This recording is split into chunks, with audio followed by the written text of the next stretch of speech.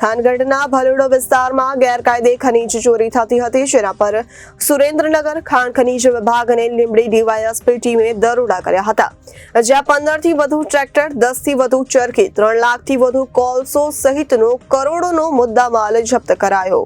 થાનગઢનો ભલોડો વિસ્તારમાં ગેરકાયદે ખનીજ ચોરી થતી હતી, જેના પર સુરેન્દ્રનગર ખાણ ખનીજ વિભાગ અને લીંબડી ડીવાયએસપી ટીમે દરોડા પાડ્યા હતા, જેથી 15 થી વધુ ટ્રેક્ટર, 10 થી વધુ ચરખી, 3 લાખથી વધુ કોલસો સહિતનો કરોડોનો મુદ્દામાલ જપ્ત કરાયો। થાનગઢમાં અનેક પ્રકારના વિવિધ ખનીજો મળી આવતા હોવાથી ભૂમાફિયાઓ ગેરકાયદે ખનન કરી સરકારી તિજોરીને નુકસાન પહોંચાડતા હોય છે, ત્યારે ખાણ ખનીજ વિભાગ દ્વારા આવા ગેરકાયદે ખાડા પર કાર્યવાહી કરી પૂરવામાં આવ્યા હતા, પરંતુ તંત્રની મીઠી નજર હેઠળ ફરી આ ખાડાઓ ધમધમતા થયા છે।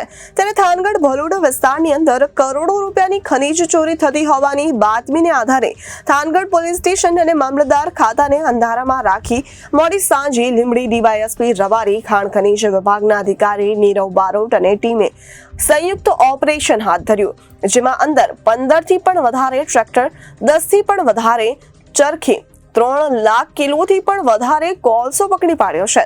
આમ અચાનક દરોડાથી થાનગઢ કોલસા માફિયાઓમાં અચાનક જ દરોડો પાડતા ભાગદોડ મચી હતી। Bureau report, Janadesh news, Surendranagar.